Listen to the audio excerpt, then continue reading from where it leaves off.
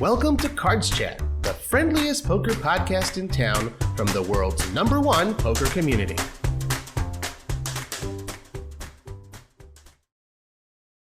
Hey everyone, I'm your host, Robbie Straczynski. Thank you so much for joining us on episode number 127 of CardsChat, the friendliest poker podcast in town. Today's guest is the author of poker's first ever graphic novel.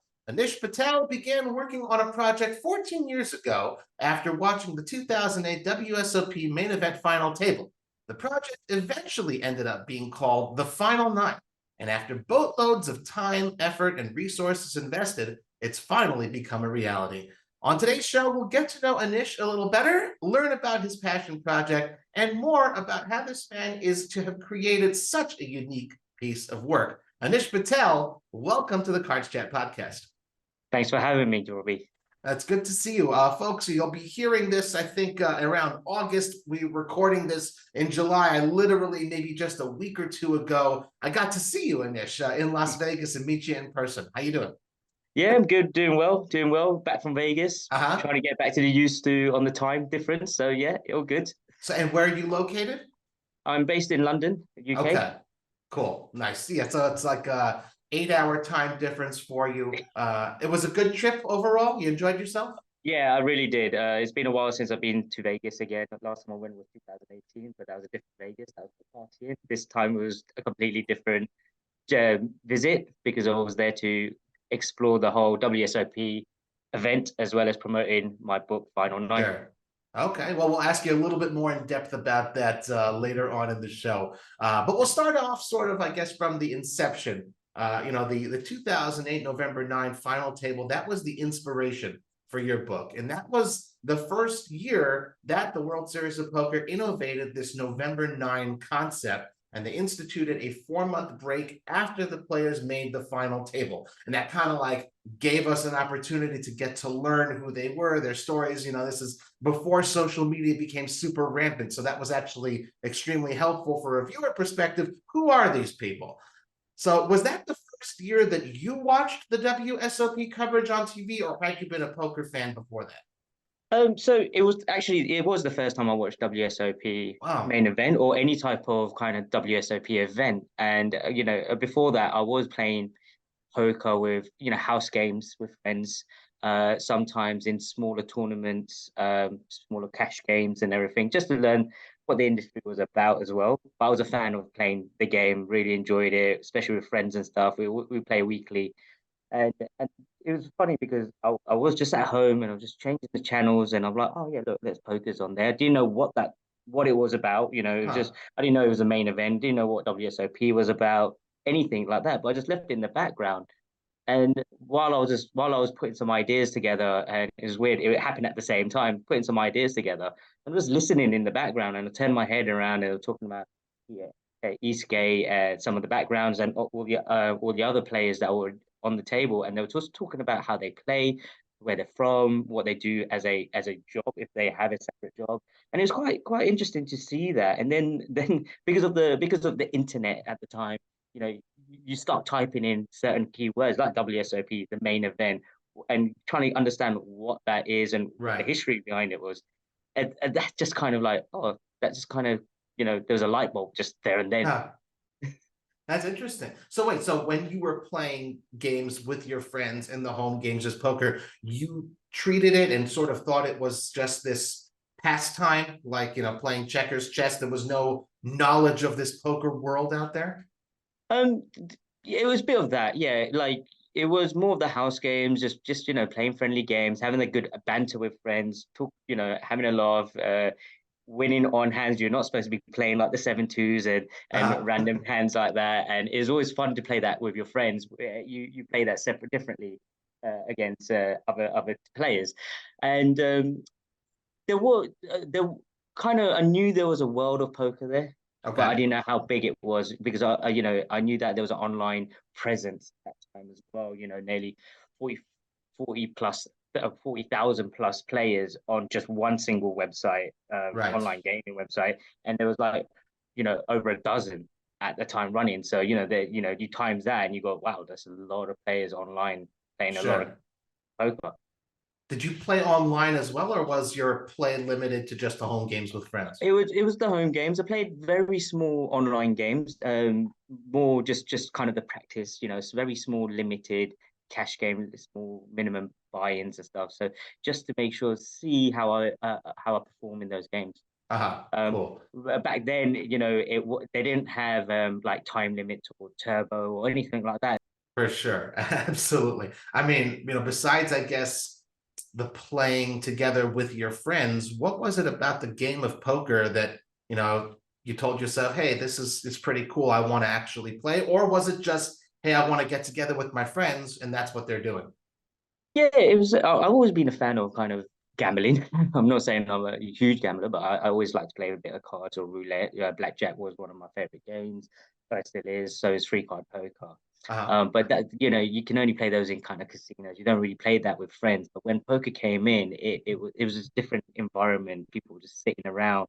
You're not done in an hour. You're playing for a good 4 or 5 hours, and it just brought in the friends that I went to school with. We don't see them regular, so this was actually an environment that we got together, and we were playing for 7 years straight on a Tuesday night without Wow. fail. And it's just like, and a lot of people, when we say that to a lot of people outside the group, they're like, "Wow, that's incredible that you do that." And it's funny enough. It's like we sit down. By the end of the day, we always talk about the same old thing, going back to school, whatever, and it's still that casual conversation. We don't play as much as we did before, but we do have a game once a month or so. And it, even if we haven't seen those friends for a long time, it brings back that group together again.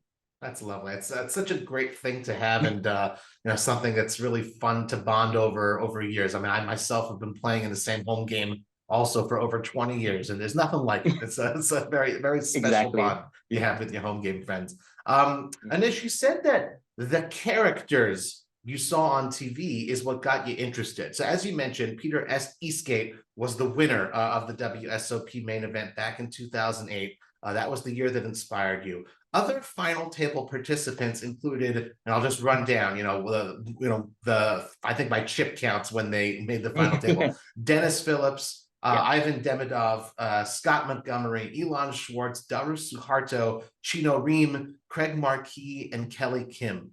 Those names, if you've been following poker for a long time, they may like, oh, yeah, I remember those guys. So among those players, which personalities or characters did you find the most engaging or inspiring? I think it was a mixture, because when you watch that in November 9 TV show, it was a very edited TV show. It wasn't live or anything like that. Right. So I think it Wasn't was a stream, right? yeah, ESPN. They're the ones who were showing those broadcasts of the main event back then. And while I was watching that again, I went onto YouTube and I started watching some of the kind of pre-day, just before the final nine, or what was happening. And there was an episode where they kind of introduced the players before the final nine. Right.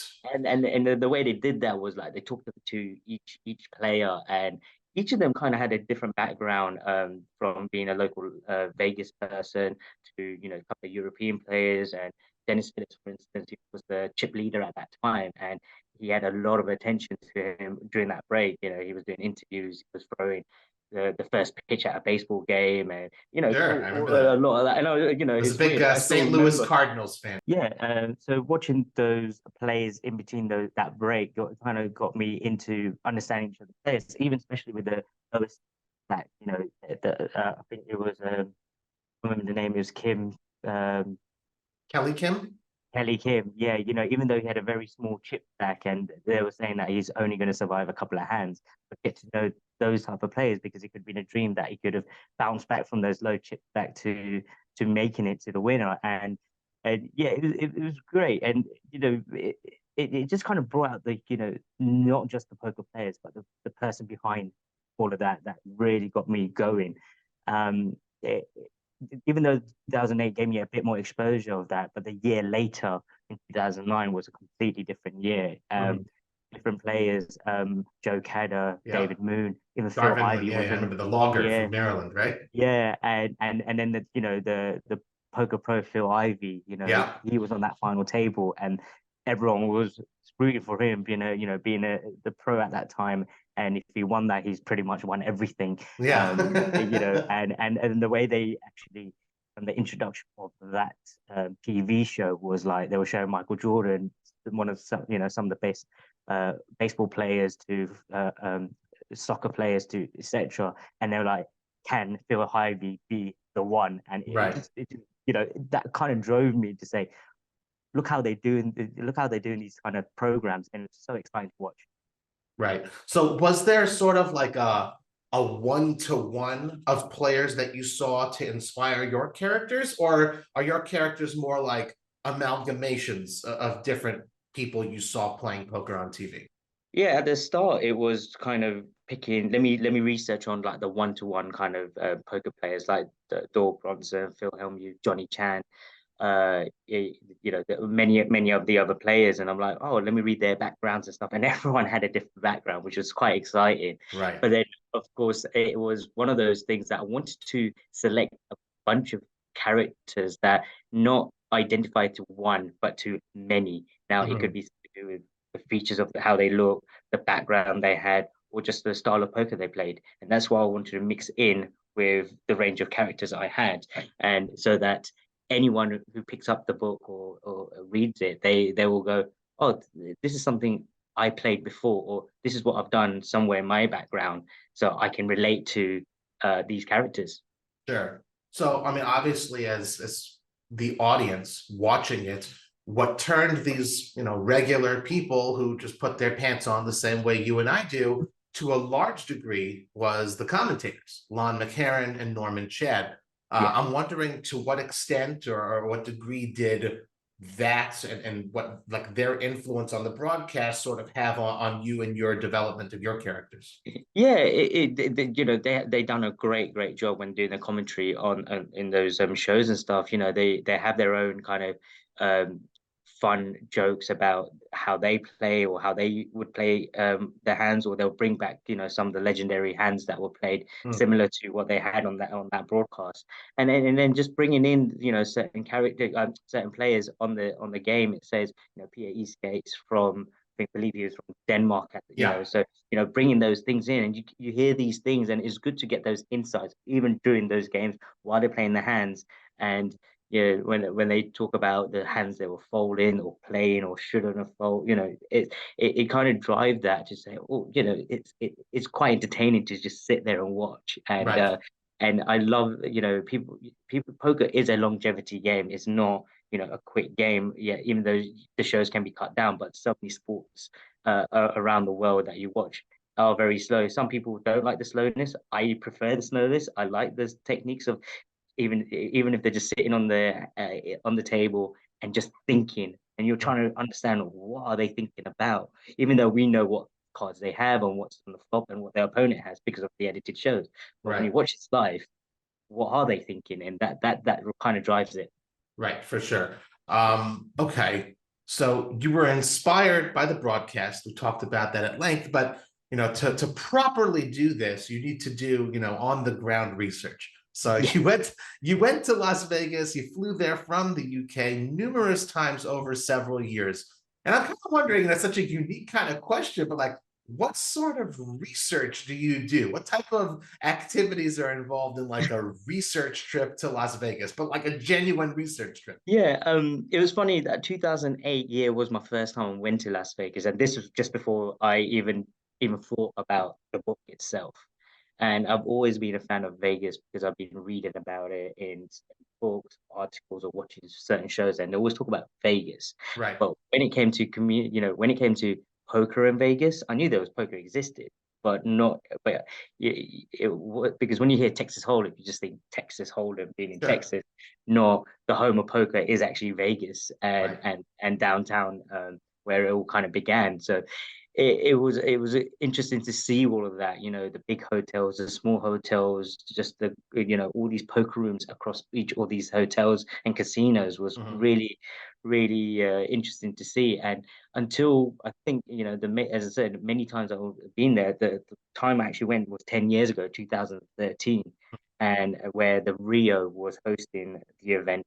at that time, and seeing that big room with all those tables and all the hearing of poker chips being, listening to those and just Unforgettable sound for sure. Yeah. yeah, is amazing, and seeing just rows and rows and rows, and you're just like, wow, this is overwhelming. But that's kind of where the drive came to say, okay, you see certain things on images or videos, but until you don't see it live, Mhm. how do you write that down? That's Right. kind of what I wanted to grab was, the size of the event, what are people doing during that event in the media side of things, the commentary side of things, production side of things, and seeing that was, that's what I wanted to grab, and sit there and just watch a table, just see how they play live without TV coverage was a great insight as well. So were you just sort of like walking around and taking it in with your eyes and ears, or did you literally have like a notepad and go up to people and ask them questions, go up to media folks and say, hey, what is it that you're doing? Like, to what degree was it, I It was guess, more it was intensive than passive? Yeah, it was very a quiet research thing. I Hmm. wasn't hassling players. I was, I'm still a nobody in the poker world even at that time or even now, because I don't play. I'm a part-time player, so trying to understand, or I wasn't talking to a lot of people, but once I got to speak to a few people, and someone introduced me to Chad Holloway Mm. at that time, and that's kind of where I, got to understand the media side of things. Sure. He was interested in comic books as well, because at that time I actually released issue one, or chapter one at that time, and but then going to see it, because the idea was to go to in 2013, yeah, to do some further research, but also trying to get some acknowledgement for the, what I'm planning to do with this book. And even though I wasn't going approaching to different players or the directors or anything like that, I luckily I found a person like Chad Holloway, who was really involved in the poker world and loving comic books. That's a good start, and Yeah. I've kept that, that communication with him since. Yeah, well, he's definitely a good dude, very good friend of mine. Shout out Chad. It's actually 10 years since he won his bracelets. I guess that Exactly. was the year you were Yeah. there, and he's known, besides his great media work. He did the World Series of Zombies, I believe, was his Yes, that's right. Yeah. was his comic book. Good dude. Well, Anish, folks, if you're watching on YouTube, you can see it here. You gave me a copy of the Final Nine when we were in Las Vegas together just a few weeks ago at the WSOP. You were there to promote it. What have, now that people actually have like a book in their hands, what have some of the reactions been to it thus far? Yeah, it's been very positive, really positive stuff. Well, the difficult part of being there, one of the difficult part was, again, because I'm a part-time player, people don't know who I am as an individual, or even, in the poker world, I'm very low ranked anyway. But when you discuss something like a comic book to someone, they're like, okay, that makes sense. But when you actually show it physically and they turn Mm, the pages, yeah. that's when their eyes will kind of opened up, and that's where the positivity came through. You keep talking, and for those of you on YouTube, I'll just show a few of the images. Go ahead. Yeah, and I approached some of the main the directors of the WSOP, and I showed them the book, and when they were flipping through they just said, wow, this is amazing stuff. And even when they walked away, I gave them a copy and said, look, it would be great that, for you to read it. um there was at that time I was like, would they accept it? Because Mm, I based the book about the main event, the WSOP and stuff. Will they accept it? They're like, mm, oh, wait, you're taking our ideas. But they actually did really accept it. And they're really fond of that. Something different they were seeing in about poker, but in a different format, which they mm. really liked. And the idea was to make sure the book was colorful. It was, showing the poker hands and everything. Um, Jack from the WSOP, I handed the book to Oh, him, Jack and Ethel, really? Wow. Okay. yes, yeah, he was busy doing interviews and stuff, and I grabbed him for about 30 seconds. I'm like, "Do you mind if I show you this book?" And it was funny because he was turning pages. He goes, "Oh, but am I in the book?" And I'm like, "Yeah." So I turned to this page over here, and I might bring this up, and don't want to give away too much of the story, but I Sure. wanted to. let's see if I can find it quickly. Sure. And for those who don't know, Jack Effel, I think his title is officially the vice president of the World Series of Poker. So if you look over here, Oh, yeah. and it looks exactly like him, and he's like, "That's me, right?" And I'm like, "Yeah." And, by coincidence, of course. by coincidence.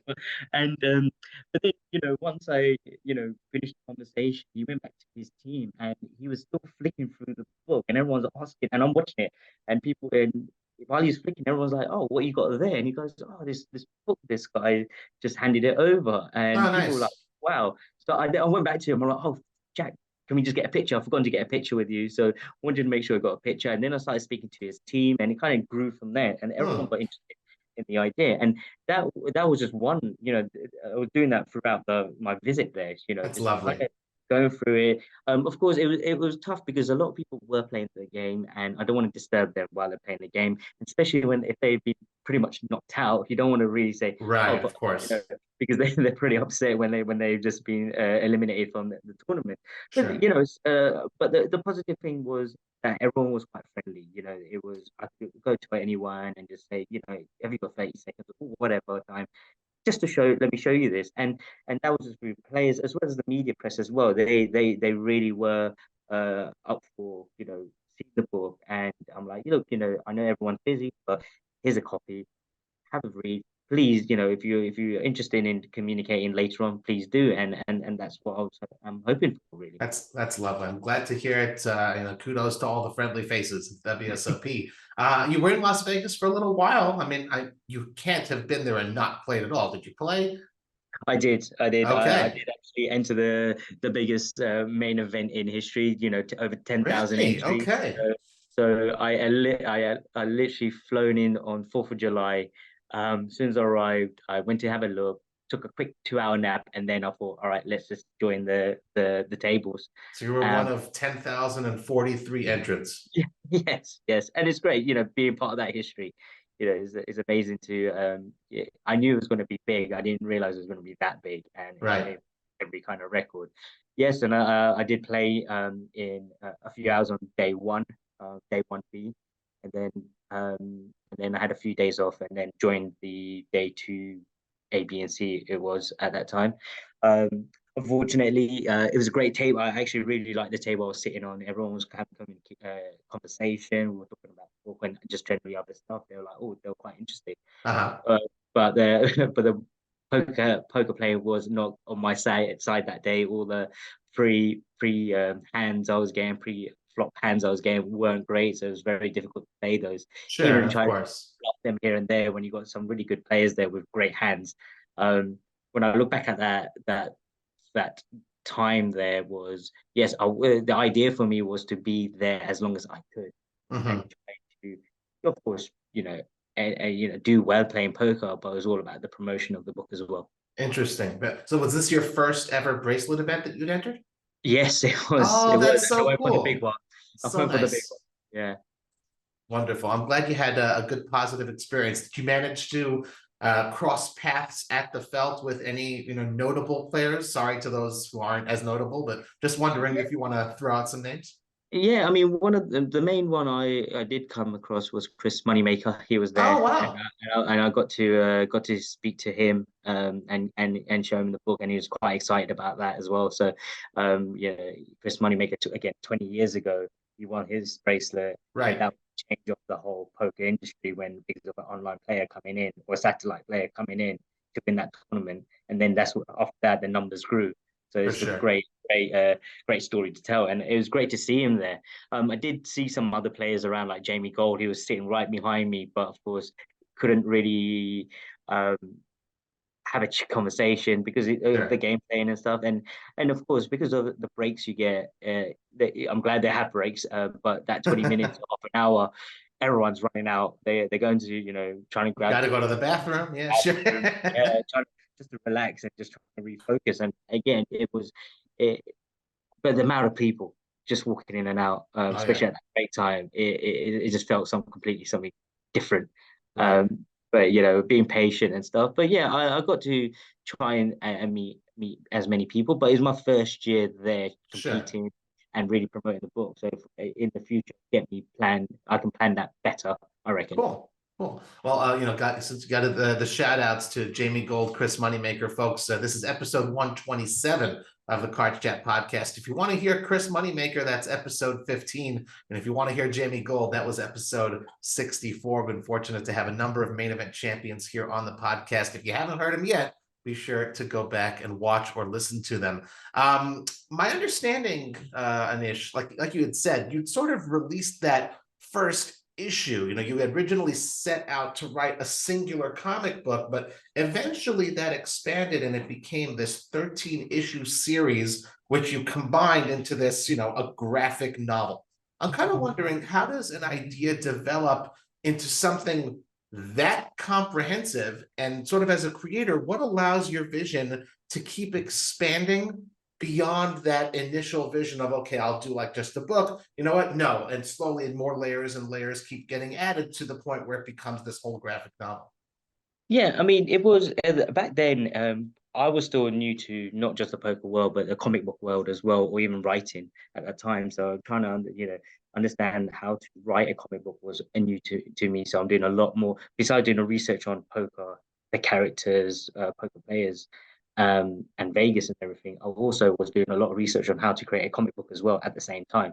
Being a fan of comic books since I was a child, but once I got into a few years before 2008, I was starting reading graphic novels, and that really drove me to saying, okay, this, I do still like reading graphic novels. They give out that artwork, the writing was absolutely amazing, and when it came to the idea, I was like, okay, I knew how it was a quick instant thing. Was like I knew that I wanted to create a book about poker. I knew that I wanted to write about not just one character, but nine. Right. And I knew what the end goal was and what I wanted to do in between. Not just putting all the brief pictures around and the ideas in, but then how to actually fill those pages up with what kind of characters. That took a while to do, but from that, when I was trying to understand how I was new again, as I want to know, how do I publish this? Do I write my first manuscript and then send it out to publishers or literary agencies? Again, because I was an unknown person, they're going to pretty much say, sorry, great idea, but nothing, not for us at the moment. And then I thought, let me scrape some money together and just do the first issue or do the first two chapters. And at least I've got something as a hard copy that I can present to people, to say, I am being serious about what I'm doing, and it's not just a kind of a pipe dream. I've done my research, I've put everything together, and even though it's only the first couple of issues or first couple of chapters, here you go. There's more to follow. Yeah. And that's the kind of the drive. Over that time, there was a transition between being hard copy and digital. A lot of people going from in that time, from magazines to newspapers and everything was kind of dropping off, and everything was very digital based. So again, at the beginning, it was going to be just a digital format comic book at the time, and I was going to do releases of each individual chapters. It wasn't going to be like a book as a one-off book.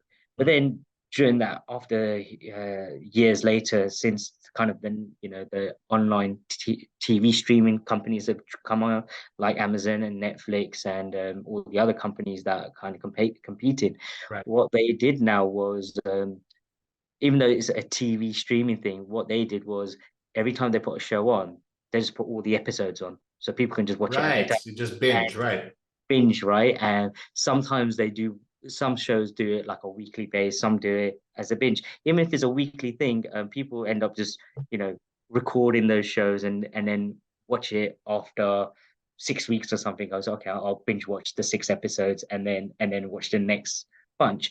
And I thought, okay, I think that's where people's understanding of watching or reading now was different. So I was like, let's why, instead of doing it individually, because people can buy one or two or three, but they might say, oh, you know what, I can't be bothered reading 4, 5, and 6, or I won't purchase it, or anything like that. And I'm always wanting to say, actually, that's where the story starts, kind of thing. So I want them to do that. It's so fascinating to hear that. I mean, honestly, on a personal level, that even resonates, because I had the good fortune of translating Elie Elezra's biography from Hebrew into English. And I remember as well, it was already a published book in Hebrew, but we needed to look for a publisher in English. And the strategy was precisely the same thing of let's translate a few key chapters, let them know, hey, this is what we'd like to do.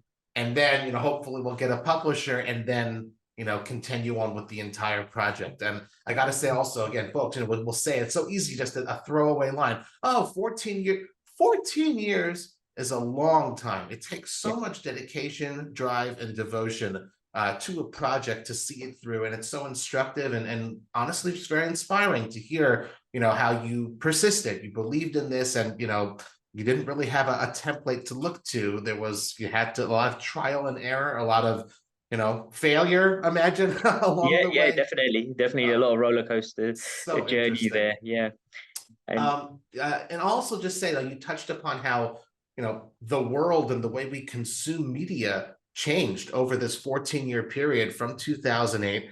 The game of poker has changed. Anyone who's been around for a while will also tell you, poker's gotten tougher. A lot of these changes happened as you're continuing to develop. Even, there's no longer a November 9. That concept was discontinued.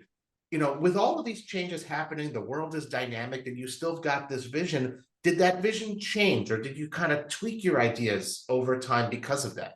Yeah, definitely. It was the original idea was the book was going to start with the final 10 and the player gets out, so it becomes kind of the final 9. And the idea was the November 9 format, the characters go on their 4-month break and then they'll come back to Vegas to compete in that final table. One of the stories I had in between that was one of the players during that break he'll go to a world tour, playing poker in different countries like that in that 4-month break. But then since the change happened, I think it was in 2016 when they stopped the November 9. Right. It was like, oh, that changes something in my book. Yeah. and I actually produced at that time was 4 chapters, comic book chapters at that time, and there was thinking going on, do I launch it with this? And I kind of took a break from it. I was struggling. The original artist that was involved, he lost the passion on the project as well, so it was quite difficult. So I had to go and look for a new artist, and had to get an artist that will kind of just pick up where I left off. Right. Also stylistically, stylistic. I don't want to be there's like a domino effect to each of these decisions. Sure. Yeah, and I already spent a lot of money over the years on this, but I wanted to make sure that next time I pick this up, I had enough in the bank, and I'm going to go and approach the right team or right artist. So, luckily enough, in 2017, I saved enough and I started pitching the idea on certain freelance websites called Upwork or Fiverr. Pitch the ideas that I'm looking for an artist. Before I even pick anyone, here's 2 manuscript pages. Please draw them out, and we'll see the style they've drawn it out in. And quite a few people, artists, did apply and they did some great work. But there was a team in Brazil called Line Art Studios. They did an amazing piece of work, with those pages. Even though it was in black and white, there was no color involved, but I could see the style they were drawing the pages, and I went with them, and I actually picked them. They started with chapter 5 because I already had chapter 1, 2, 4, and they started with chapter 5. So I'm like, yeah, carry on with chapter 5 and onwards. And then I think when we got to chapter 9, I said, okay, I've reworked chapters 1 to 4 again because of the change, and because I knew the way I was working with them was very good. They started with a sketch, then they'll send it back, I'll review it, they'll make the changes, then they'll do the inking and do the whole process. And you should see my spreadsheet. It's got literally lines and pages of yeses and nos and everything. But they took feedback really well, and they did great work on it. So that allowed me to change chapters 1 to 4, because again the styling was slightly different from chapter 5 onwards. So I can use that in the process of their styling, and that gave me a chance to rework the script, the Sure. manuscript, from not being November 9 to being the main event in one go, like you see Right. today. Right. So one of the most common, I guess, commonly referenced artistic works of poker in the world, when people think of it not as the game that it is, but as an art form, is the film Rounders in Yeah, 1998. Are you a fan of the film? Did that yeah, play any role as far as storytelling and inspiring you? yeah. As I said, I've always been a fan of kind of gambling or casino movies. Watching the original Casino with Robert De Niro, Joe Pesci, Sharon Stone, that drove the understanding of Las Vegas and the mafia kind of thing. Right. But Rounders was something different. I was never expect. I was a fan of Matt Damon as an Uh-huh. actor. Watched many movies, Good Will Hunting. But when you see Matt Damon and John Malkovich on a poker table, big great actors at that time playing poker. Of course, I didn't know what Texas Hold'em was at that time. It was 98. I think I was 16, quite young to understand. I understand that, ace is a great card, flushes and straights and full houses win what they win, but how they were betting and playing that game was new to me. So, I had to watch it a number of times to understand what's that they're doing. Right. Right. But I was an absolute fan of the movie, watching Ed Norton being the friend that, he's a friend but gets you in trouble kind of thing. And a lot of people have that over the years, not into the poker industry, but everywhere really. And that kind of drives the main characters, the way he thinks and where he wants to pursue in his life, poker or without, So Sure. yeah, really enjoyed that. And there was a clip. There was a couple of clips in that movie where they showed it when Johnny Chan won his World Series title. I think it was the second year he won it, and the way he was very calm, and they were talking about it in the movie. Is like Right. they're watching, I'm watching them watching Johnny Chan. It was really fun watching. And then there was the story where Matt Damon played a hand with Johnny Chan, and he Sure. loved him, and I was like, oh, that's really exciting to watch. Yeah, for sure. Well, in poker, players to be successful often have to change gears. So a little bit of a hard pivot here, but you'll see where hopefully where we're going. Anish, your real world profession is is as an e-commerce business analyst. What is that? And before we get into like the how that's related to the book and stuff, what roles have you sort of played, within your profession over the years? Yeah, so e-commerce business analyst. So I I join certain retail companies, clothing, fashion brands, or home furniture companies. Give you an example, Jimmy Choo. It's a world brand. I worked with them to improve um, their website. They have Okay, projects around their website to online shopping. So customers go onto their website and they want the best experience ever. I'm there to make sure whatever projects they have, it works smoothly. But I'm always thinking about the business as well as the customer as well. And I'm there to understand the processes, any gaps in not just on the website, but in the business, like what are they missing? If it's something to do with, oh, you have got reviews or the button over there is not the right color or something like that. That's sure. where I come in and help improve those processes. The reason I particularly brought that up is that, business analyst seems to be far more of like an exact sciences, like a math oriented line of work, whereas a Final Nine comic is much more of like a humanities, like an artistic form of an expression. Can you talk a little bit about that dichotomy? Yeah, it's crazy. Like what I'm always the middle person when it comes to that. So I always picture what needs to be uh, uh in a design point of view, as well as the maths behind it. Hmm. The data behind everything.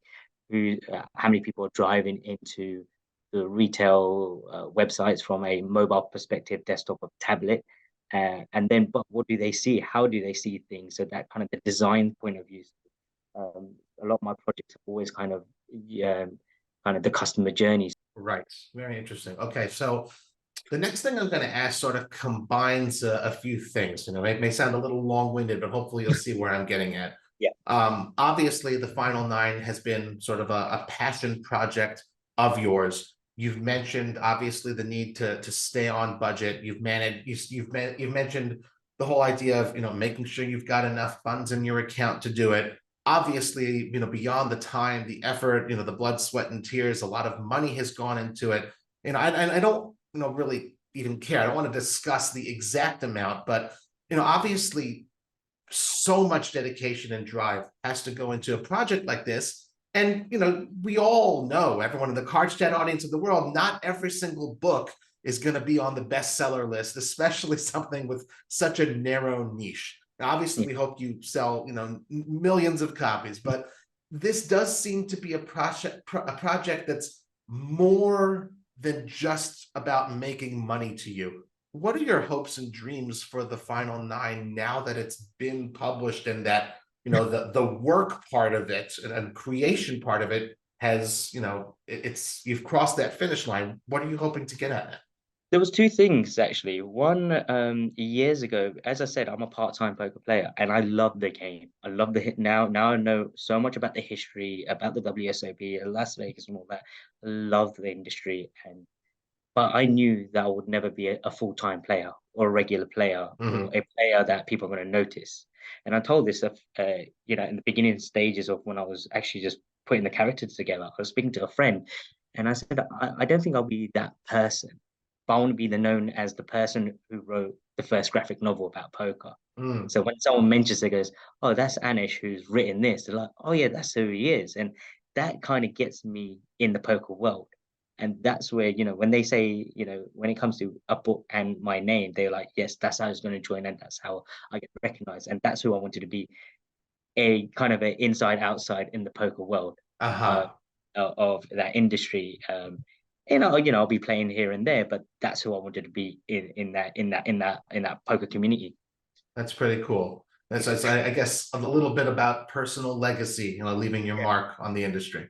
Yeah, because in the poker world, people win championships, people win bracelets or big tournaments, but there are thousands and thousands of players that still are not talked about, but they're really good players. Like a lot of cash players that don't play a lot of tournaments, but they only play cash, but they're very good players. But we never talk about them, and there's loads of them. But when it comes to this kind of unique book that I put together, a lot of people have written books about poker, but not in the format that I've done it. And that's what kind of gets me slightly ahead of someone doing something new to to the industry. And the other part of what the next goal is, I may have mentioned this before. I used to work in TV a long time ago, back in 2005, between 2005 2008. That's why I was writing ideas down.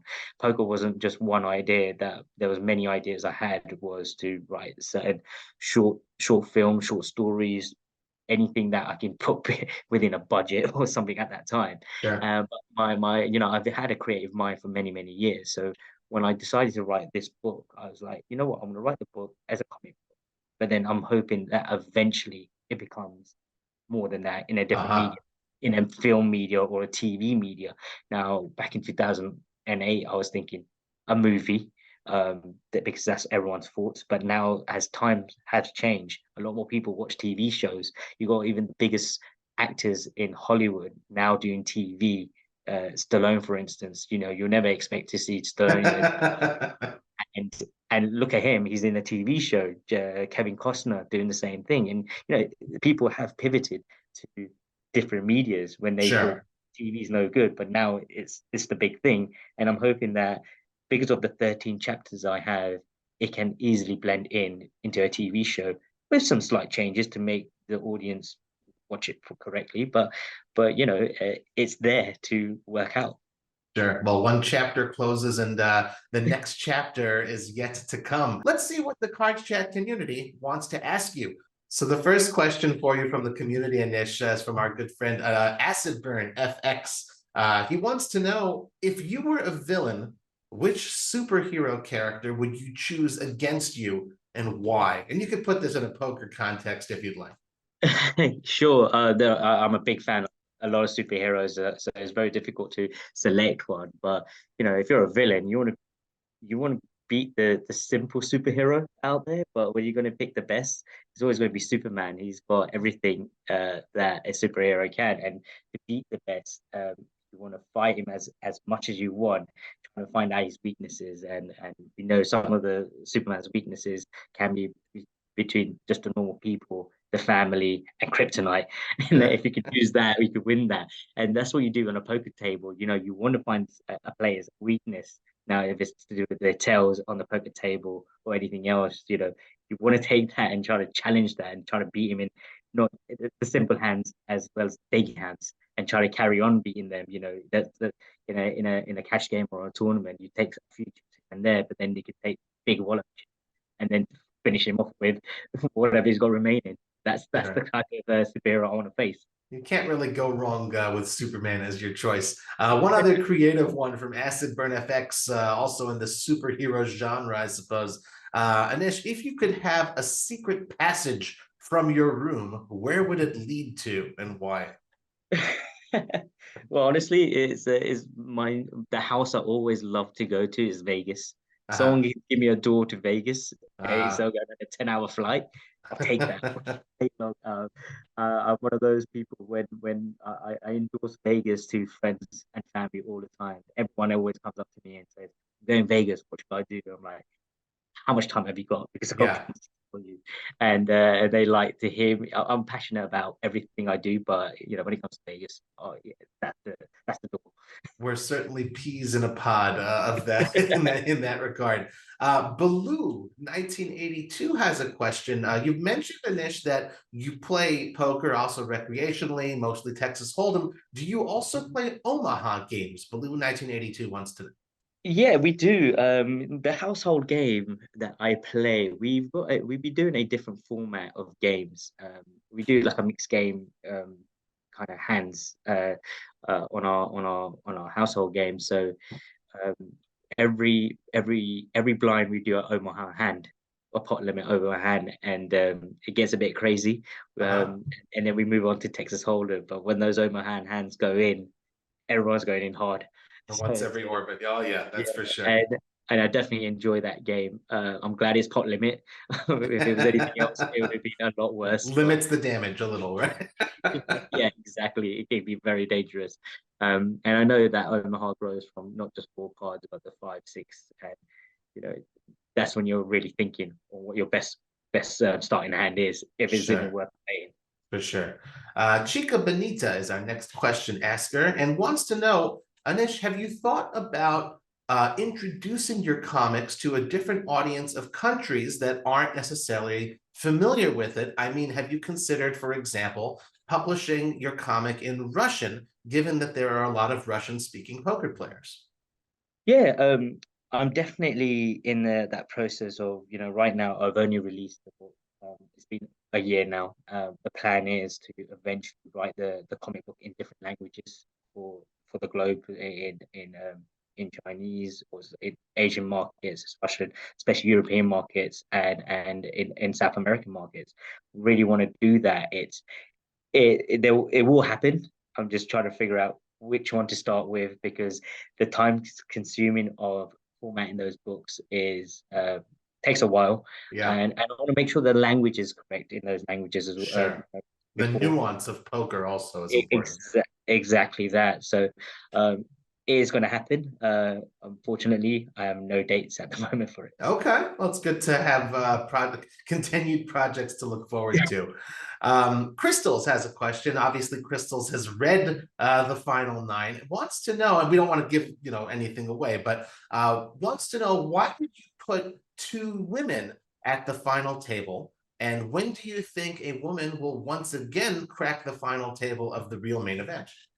Yeah, I wanted to be, when it was coming to characters, I really wanted to make sure that there was a diversity in the story, and the original plan was to put 1 woman in the book, only in the final table. But when I was doing my research, it wasn't, there was 2 types of women in the poker world I wanted to kind of explore. Ones that who actually introduced, changed the poker industry, where women started to play a bit more frequent in the late 70s, 80s, 90s.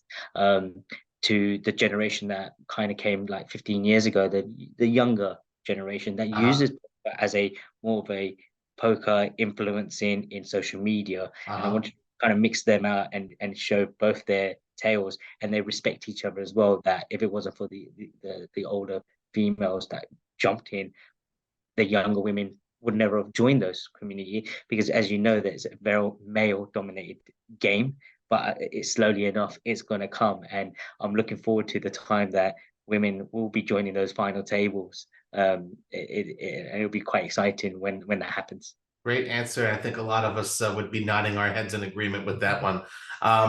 Fast One has an interesting question for you, Anish. To what degree, if at all, would you say that the Final Nine comic is autobiographical?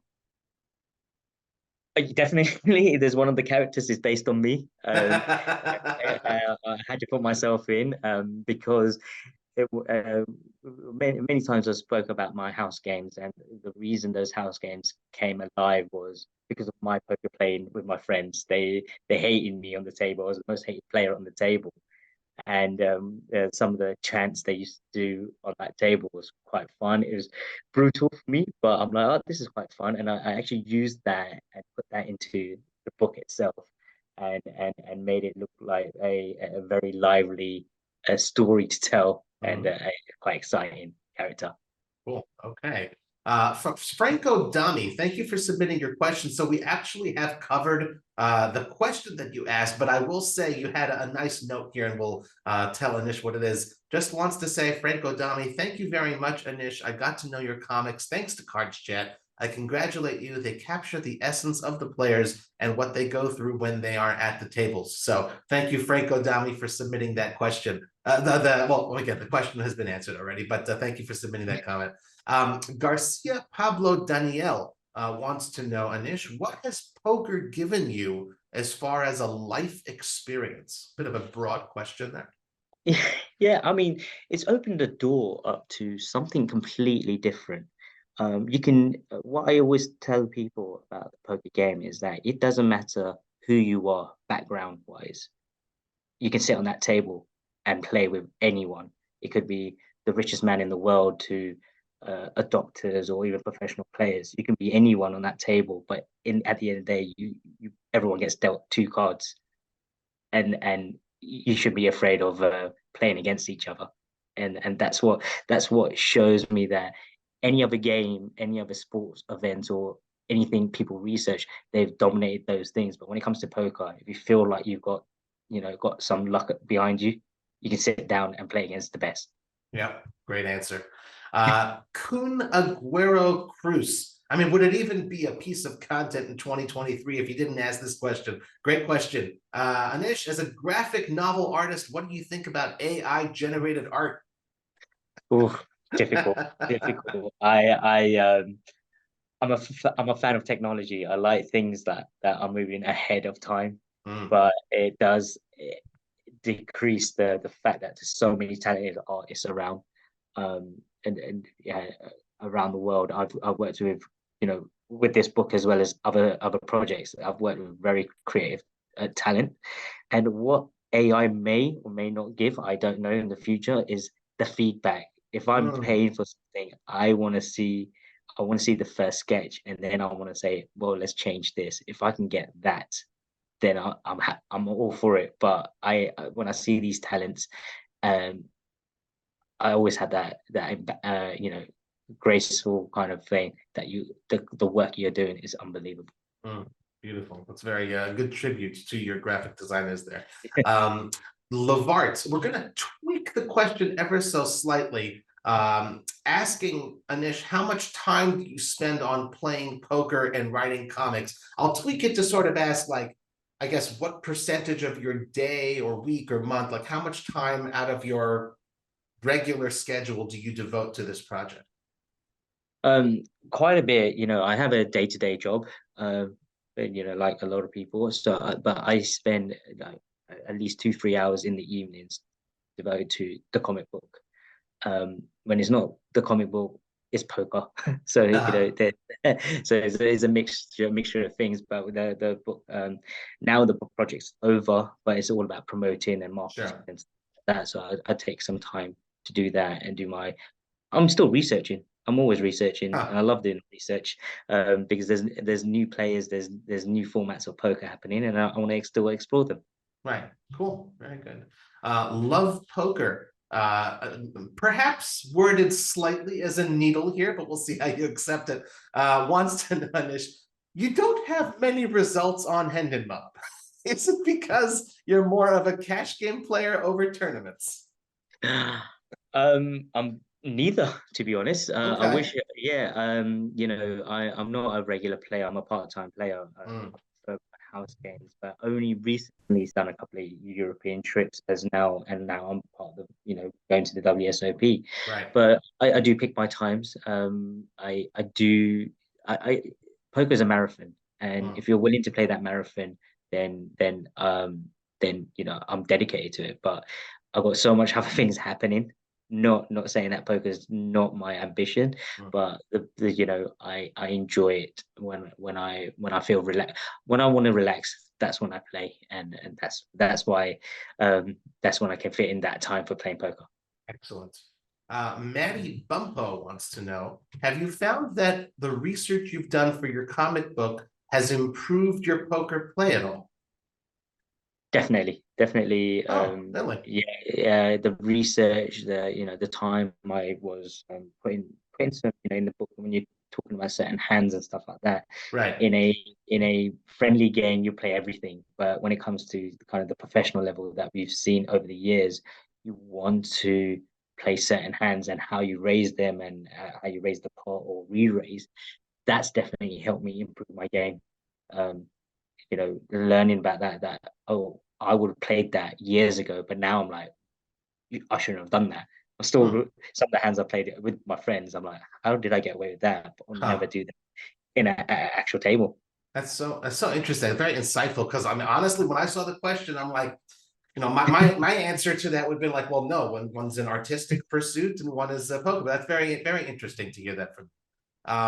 Nasty Bent Gorilla, great name, wants to know, how do you feel, Anish, about potentially inspiring a new audience for poker through your work?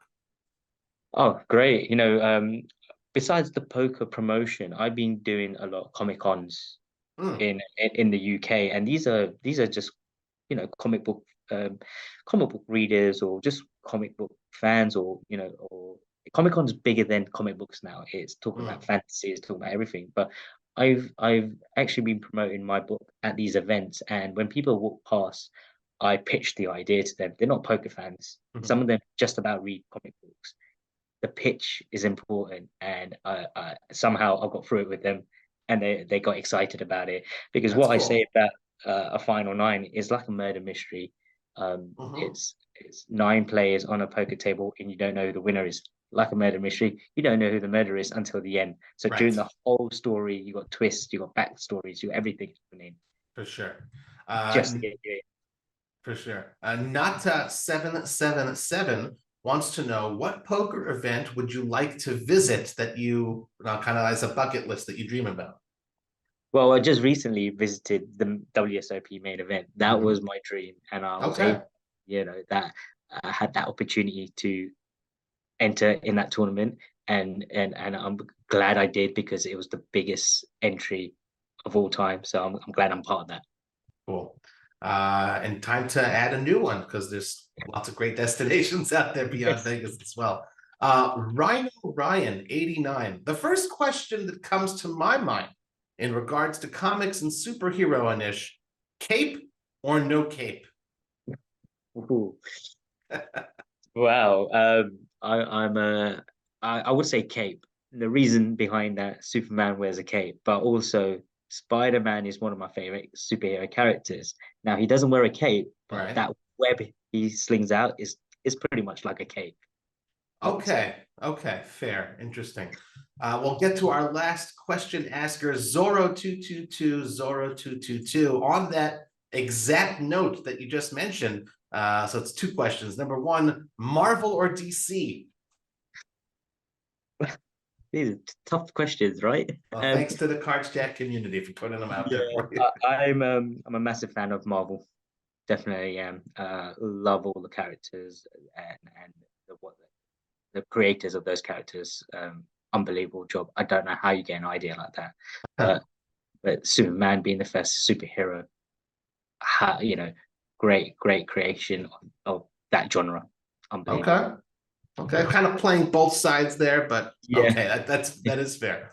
And last one also from Zora222, which professional poker players would make a good comic book hero or villain in your opinion? Oh, wow.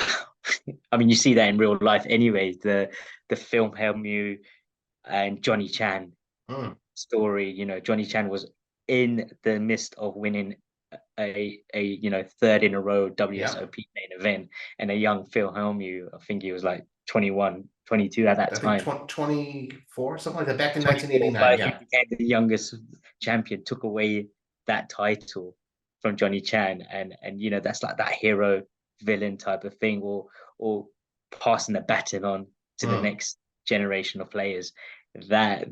That story always, Johnny Chan's probably thinking, I could have won 3 in a row at that time. And in his back of the head, and that's the kind of hero villain of my story, if I ever had to put that in a comic book. Very cool. Well, thanks everyone who sent in questions for Anish Patel. Again, a friendly reminder to all of you out there in our Cards Chat community. We'd love to see you submit your questions for our future podcast guests in the dedicated thread on the forums. Anish, before we let you go, anything else you'd like to share with the Cards Chat audience? Yeah, no, thank you for the support. Great questions, and looking forward to hearing some more questions and coming back to you guys. Very cool. Folks, I want to say thank you very much for tuning into another episode of Cards Chat. Of course, thanks again so much to Anish Patel. Don't forget, you can always submit questions for our guest yourself over on the Cards Chat Poker Forum. Guys, please be sure to give us a good review on iTunes and spread the word via your social media channels if you'd like the show. Until next time, I'm Robbie Straczynski. You can follow me on Twitter at CardPlayerLife. I wish you all a wonderful day. Cards Chat, the friendliest poker podcast in town from the world's #1 poker community.